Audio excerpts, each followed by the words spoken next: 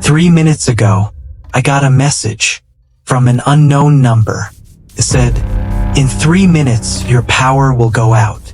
I laughed until the clock started ticking louder. Then darkness. Everything went black. I was terrified till another message appeared.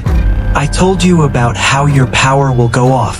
That's when I stood a bit far from my room, and I saw it. A shadow standing outside. But when lightning flashed, it was gone. The rain started hitting harder, like something was coming. Then another message came. "Don't open your door, no matter what you hear." Then I heard it. Knock, knock. The door started shaking. My hands wouldn't stop trembling. Something was right behind that door, and it was calling me. Another message flashed. "Don't do it." But then the final message came. Because for me, this already happened yesterday. I was so scared and shocked.